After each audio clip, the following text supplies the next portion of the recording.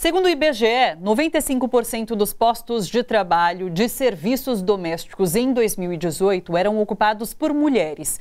O rendimento médio das empregadas domésticas é de R$ 845, menos de um salário mínimo. Para além disso, a realidade dessas mulheres é muitas vezes cruel. Em 2016, uma campanha lançada nas redes recolheu depoimentos de empregadas domésticas sobre situações humilhantes vividas no trabalho. E agora, os relatos se transformaram no livro Eu, Empregada Doméstica, a senzala moderna é o quartinho de empregada, da Joyce Fernandes, a Preta Rara, que está aqui no estúdio com a gente hoje. Estamos acompanhadas também da Ludmila Costec Abílio, doutora em Ciências Sociais pela Unicamp, com pós-doutorado em Economia pela USP e uma das fundadoras do campo de estudos no Brasil sobre a uberização do trabalho, com uma análise a partir da periferia. Sejam muito bem-vindas. Muito obrigada pela presença de vocês. Obrigada. Obrigada, Thalia. Preta Rara, queria começar com você falando então um pouco sobre o livro, que esse daqui já vou mostrar. Tudo começou lá em 2016 com essa campanha, e que eu lembro que muita gente compartilhou relato nesse momento e parte da sociedade ficou chocada, parte da sociedade se identificou com tudo aquilo. Fala um pouquinho sobre como foi lá em 2016 e como isso deu origem ao livro agora. Sim, foi a partir do momento que eu expressei as minhas opiniões, na realidade, a minha experiência de ter sido empregada doméstica durante 7 anos, lá na cidade de Santos. E aí eu expus esse referente ao meu último trabalho como doméstica, e as pessoas começaram a se identificar. E aí eu lembro que em menos de 3 dias eu já tinha criado a página, já tinha dado mais de 40 mil seguidores, e os relatos eles não param até hoje, né? É mesmo? Então, continua hoje recebendo. Sim, hoje são mais de 4 mil relatos, a página tem 164 mil seguidores, e os relatos são mega atuais, assim. Tipo, ontem eu não pude ir ao banheiro, ontem eu não pude me alimentar. Então, os relatos ainda continuam. Sim, é interessante porque a partir do momento que isso vem a público, a gente pensa que vai haver uma certa conscientização sobre essa situação. Mas não, isso continua acontecendo. Sim, sim. Ainda hoje eu posto ainda relatos que eu chamo de anúncios abusivos, né? Sim. Então, trabalhadoras domésticas que são contratadas para trabalhar de 8 horas, porque nunca é 8 horas, né? Porque é um serviço onde você tem horário para entrar, mas não tem horário para sair, com salários de R$500, R$600 ao mês. Sim. Então, isso ainda acontece. E você faz essa provocação sobre a senzala moderna, o quartinho da empregada. Sim. É uma profissão que tem classe e tem cor. Isso já está dado, né? Então, de 78... hoje existem 8 milhões de trabalhadoras domésticas. Desses 8 milhões, 78,8 são de mulheres pretas. E aí esse não pode ser o único lugar para as mulheres pretas. E é uma profissão que tem um ranço colonial mega enraizado. Porque não basta somente você chegar na casa do patrão e deixar tudo limpo e organizado. Tem essa questão do ato de servir, né? Sim. Então, tem esse lugar ainda. E aí eu costumo dizer o que eram os escravos domésticos ainda são as trabalhadoras domésticas, com o mesmo requinte de crueldade, com essa questão de falar que somos tratadas como se fosse da família, mas não pode utilizar o banheiro, não pode utilizar os mesmos utensílios domésticos. Então, por isso que eu faço essa provocação, dizendo que a senzala moderna é o quartinho da empregada. Até porque o Brasil mesmo demorou para entender e falar que era uma profissão como qualquer outra, né? Não existiam leis trabalhistas específicas para o trabalho doméstico. E essa questão de o quartinho ser a senzala, é que também eu fui dar uma palestra uma vez num curso na Semana de Arquitetura, e lá eu pude saber que foi preciso criar uma lei para que tivesse janela no quarto das trabalhadoras domésticas. Puxa nas novas arquiteturas. Sim. E tal, os projetos arquitetônicos. É engraçado como essa questão perpassa por todas as áreas. A gente está falando de arquitetura, sim, né? Mas também precisa ser discutido. E daí a gente teve a PEC das domésticas, que é super recente. Se eu não me engano, é 2015? 2012. 2012. Recente. Foi reconhecido como uma profissão, de fato, empregada doméstica. E hoje a gente tem um movimento de muita gente na informalidade. Uma situação de desemprego enorme, muita gente na informalidade. Reforma trabalhista que acabou com muitos dos direitos do trabalhador. Eu queria que você falasse um pouco sobre esse cenário atual, Ludmila. Então, a gente está vivendo um cenário gravíssimo, né? Não só pelo contexto da crise econômica, mas porque há alguns anos nós estamos passando por um contexto de gravíssimos ataques aos trabalhadores e às forças coletivas de organização, proteção e defesa do trabalho, né? Então a gente já vive num país extremamente desigual, né? Isso que a Preta está descrevendo para a gente, na verdade, é a nossa história, né? Sim. Então quando a gente fala que um quartinho de empregada não tem que ter janela por lei, né? Isso está materializando como essa sociedade está estruturada e as desigualdades que estão estruturando essa sociedade. E nesses últimos anos, especialmente com a reforma trabalhista, a reforma da Previdência, mini-reformas, que agora estão chamando assim, as novas reformas. Estão sendo rediscutidos para tirar ainda mais coisa, né? Porque você fez um cardápio de opções para os empregadores das melhores formas de exploração sobre os trabalhadores. E parece que ainda não tá perfeito, né? Ainda dá para aprimorar um pouco mais. Então, o que a gente está caminhando é para um processo de informalização do mercado de trabalho. Mesmo trabalhadores formais, eles poderão ter o estatuto de trabalho. Os trabalhadores formais, seletistas, por exemplo, um trabalhador intermitente, né? Você será um trabalhador formalizado que será recrutado ao trabalho. Você não tem nem garantia que você vai ganhar um salário mínimo, que é o que a maioria dos trabalhadores e trabalhadoras brasileiros ganham, né? Você vai ter a garantia que você vai ganhar a hora, equivalente à hora do salário mínimo.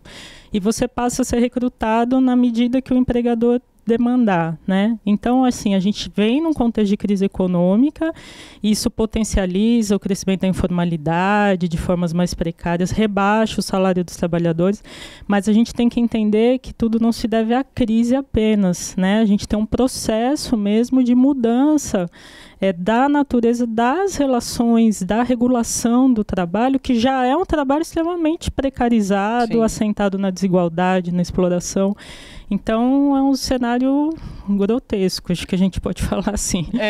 Sim, e vale ressaltar também que o único que não assinou a PEC das domésticas foi o atual presidente, né? O que é muito significativo, né? Sim, então a gente está aí na ladeira do retrocesso também. Porque se até um tempo atrás a gente falava sobre mulheres deixando de ser empregada doméstica porque existia um certo progresso, então você começavam a fazer uma faculdade, terminavam um estudo, enfim, a gente estava começando a ver que mulheres estavam deixando de fato de ser empregada doméstica. Hoje vocês sentem que há um movimento contrário das mulheres tendo que voltar a procurar essa profissão como uma forma de subsistência mesmo?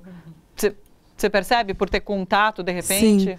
Sim, porque nessa época que você muito bem mencionou, era a época que existiam políticas públicas, né? Onde dava subsídio e oportunidade para que realmente essas mulheres pudessem voltar à escola. Então, isso já ficou dado lá, os relatos que eu recebia de trabalhadoras domésticas que conseguiam ingressar na universidade, mas agora com o desmonte da educação também, da cultura, enfim. Então, a gente está vivendo um grande retrocesso mesmo. Isso já está bem evidente. A sua história tem um pouco disso, né? Porque a sua mãe e a sua avó também foram empregadas e você rompeu com isso de alguma forma. Conta um pouquinho sobre a sua experiência. Sim, eu quando eu ingressei na universidade eu era diarista. Na época eu trabalhava em diversas casas e aí consegui ingressar na universidade com muita dificuldade para poder pagar, mas aí no segundo semestre da universidade eu consegui sair da condição de doméstica e fiz estágio, né?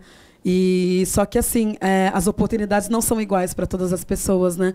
E nem para todos os grupos sociais, né? Não é pelo fato de eu ser mulher preta que todas as mulheres pretas vão ter as mesmas possibilidades. Sim. Mas a gente vê que essa questão do retrocesso é gigantesco.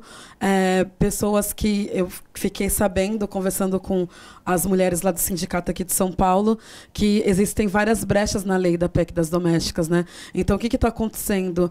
Alguns patrões que já tinham registrado essa trabalhadora faz um combinado com ela para tirar o registro, para deixar ela como diarista, falando que ela vai ganhar mais. Aí, às vezes, ganha até um pouquinho mais, mas aí não tem os direitos assegurados, né? Não tem direito a férias e todos os direitos trabalhistas que existem. Você tem que alterar a lei, alterar as formas de fiscalização, mas é um trabalho, vamos dizer assim, mais profundo, histórico, de alterar a racionalidade, né? E a forma como as pessoas os trabalhadores, as trabalhadoras são vistos, o lugar social que elas ocupam, quer dizer, e aí a gente vê, você consegue finalmente regulamentar, né, uma profissão pela qual não passa nenhuma forma de proteção. Então, o que é tempo de trabalho, o que não é? O que é a tarefa que aquela mulher tem que desempenhar na casa, o que não é? As que dormem, então, no trabalho, aí desaparece totalmente o que é tempo de trabalho, o que não é. Sim. Os direitos, né? Aí, quando você regulamenta, é o lado perverso que você cria formas de burlar isso. Então, daí aquela trabalhadora que até tinha carteira assinada é transformada numa diarista. Então, é uma complexidade mesmo, né? Que aí disso, quando você fala sobre esse cardápio de trabalho para o patrão, é isso, é você tentar burlar de qualquer forma, você modificar para baratear de alguma forma aquela mão de obra. O problema é que agora não é nem burlar, porque o cardápio está legalizando. Exatamente. Então, por isso que eu acho que assim, as relações de trabalho no Brasil sempre foram complicadas, né? E não se transformaram profundamente. Essa é uma realidade que a gente tem que enfrentar dessa última década tal. Elas melhoraram, né? Sim. Só que o que aconteceu recentemente é uma mudança na forma como o Estado, ao invés de você ter brechas para burlar, não, o Estado está legalizando o aprofundamento da exploração, da falta de direitos, etc. Então, essa é uma mudança muito importante que a gente está enfrentando. Sim. Ontem aqui no programa a gente falava sobre esse sistema capitalista que vai levar, de certa forma, ao esgotamento do trabalhador, que vai levar no extremo à morte do trabalhador. E é isso que a gente está vivendo. Nesse seminário, que a gente já vai falar sobre o seminário da Boitempo, que você participa, que o título é Por uma economia para 99% da população. O que a gente precisa mudar para que essa economia seja, de fato, mais democrática? Eu acho que, começando com o que você falou, as pessoas estão trabalhando cada vez mais em formas cada vez menos reguladas. Na verdade, a uberização que eu venho estudando, ela trata um pouco disso, né? Não é só o motorista Uber, não é só o cara que trabalha por um aplicativo.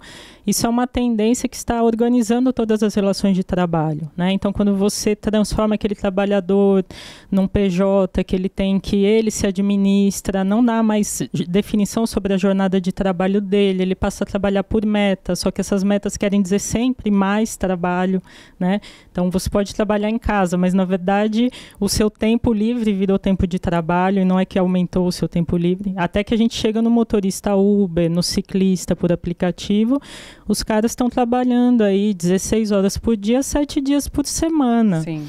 E nós estamos, vamos dizer assim, normalizando isso, né? Está se tornando cada vez mais socialmente aceitável. E, por um outro lado, você tem essa multidão de pessoas se engajando em um monte de atividades para sobreviver, garantir... Com esse título de empreendedorismo, com porque esse agora título sou empreendedor, né? Que eu acho que a gente vai chamar de autogerenciamento, quer dizer, você aprender a como gerenciar a sua vida se engajando em coisas que não tem nada a ver com você ser um empreendedor, né? Você está sempre subordinado e você está simplesmente ganhando o mínimo para a sua sobrevivência, então não tem nada a ver isso com empreendedorismo, né? E, por um outro lado, o que é pensar essa economia para os 99%? A ideia de que, bom, ao mesmo tempo que você tem toda essa multidão trabalhando e vivendo na corda bamba, aí, vamos dizer assim, você tem uma concentração de riqueza absurda, né? E ela só está aumentando, né? Então, pensar numa economia dos 99% é, ao mesmo tempo, pensar como é que você rompe com essa concentração de riqueza, que também vai se traduzir em melhores condições de vida, em outras formas de trabalho, etc. Então, por exemplo, se você olhar os aplicativos, o que eles estão fazendo no mercado? Eles estão monopolizando, eles estão criando novas formas de organização do trabalho, trabalhos que já eram precários, como dos motoboys, por exemplo, né? Já era precário, já era de baixa remuneração, já era arriscado. As empresas começam a monopolizar, determinar o valor da hora, determinar quanto que o trabalhador pode trabalhar ou não, ele fica ali disponível ao trabalho. Isso é uma monopolização, né, que está acontecendo. Claro. Então, pensar na economia dos 99 é pensar em como romper com essas formas, né, esses tipos de relação que estão estruturando a sociedade. Sim. E para além disso, a gente, quando fala no motorista do Uber, no motoboy, a gente está falando sempre de homens, porque para as mulheres é ainda muito mais complicado. Outro dia a gente entrevistou o diretor do filme Uberização, do documentário Uberização, e ele fala um pouquinho também sobre essa questão do machismo dentro desse serviço, desse trabalho. Então, a mulher que está lá como motoboy, o vendedor não vai dar para ela porque ela vai ser mais devagar, ela não vai fazer com tanta eficiência como faz um homem. Tem toda essa questão. E lembrando que as mulheres e as mulheres negras estão na base dessa pirâmide. Então, que momento é esse, Preta, que a gente vive? Nossa. Eu acho que... Acho não, né? Eu penso que em todas as circunstâncias eu sempre procuro achar algo empoderador para dar continuidade, sabe? Sim. Porque senão a gente fica também num coletivo, numa depressão coletiva. Sim. Então, eu fico pensando como faremos essa retomada do poder, sabe? Porque tem que ser assim. Eu acho que é só dessa forma. E essa retomada do poder, quando chegar no poder supremo uma mulher preta e trans, acho que vai estar bom para todo mundo, né? Porque ela vai pensar muito mais nos outros, né? Com certeza. Bem mais próxima. Não querendo trazer um aspecto negativo, mas já trazendo nessa conversa, outro dia a gente usou até um depoimento seu quando aconteceu aquela morte da Agatha Félix no Rio de Janeiro. E porque você expôs o seu pensamento dessa forma, você falou assim, eu tento falar sempre sobre coisas boas, mas daí me acontece algo como isso.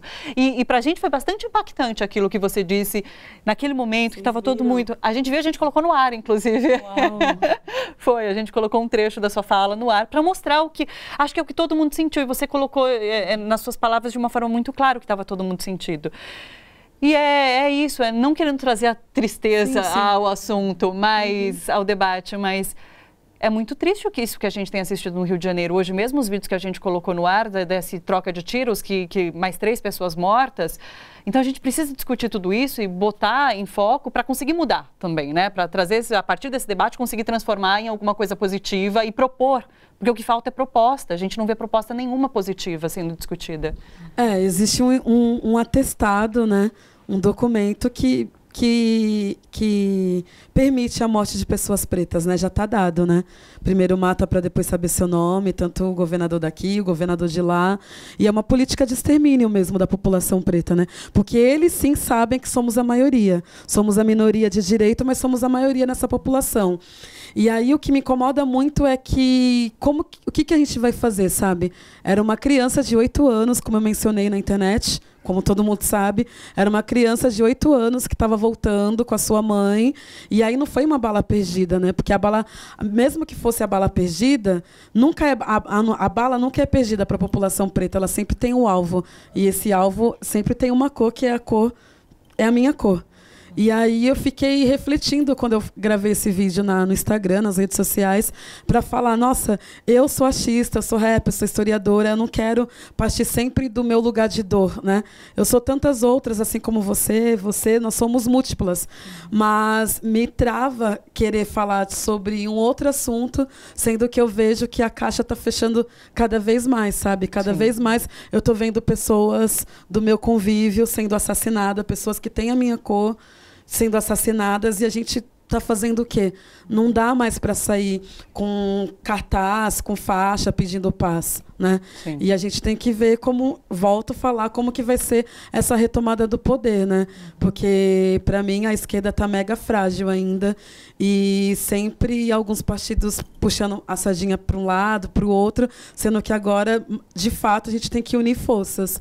E as pessoas não pretas, elas têm que entender que essa morte também tem que doer nela, sabe? Sim. Não só em doer em pessoas que têm a minha cor. Para a gente poder ver como que vai ser a mudança, né? Porque é isso, cara, a população preta está aí, nos matam todos os dias, a gente ainda encontra momentos e espaço para sorrir. Que é o que eu falo, que o sorrir é um ato político também, sabe? Então, ainda estamos aqui e ainda somos a maioria. Mas de que forma que a gente vai retomar? De que forma? Porque não adianta nada. Quando eu sempre falo da questão do trabalho doméstico, das patroas, aí as pessoas pensam que é uma pessoa de longe, uma pessoa da direita que faz isso. Mas não, eu conheço e tem pessoas muito próximas, em reuniõezinhas assim, de famosos ou não famosos, que reclamaram quando chegou a PEC das domésticas. Sim. Pô, agora eu vou ter que registrar a minha funcionária, vou ter que pagar mais. Então, a gente não está falando de um monstro longe da gente. Nós estamos falando de pessoas próximas. E aí, se a gente não se colocar nesse lugar de ter empatia, aí a gente vai ficar continuando falando as mesmas coisas, e as crianças morrendo, e a população preta morrendo todos os dias. Quando não é a bala perdida, é a autoestima também. Olha só, você que curte a TVT e quer contribuir com a gente para que a nossa programação chegue cada vez mais longe, se inscreva no nosso canal do YouTube /Rede TVT e torne-se membro. Ou então faça a sua contribuição em nosso Catarse. É só acessar catarse.me/TVT. A gente agradece.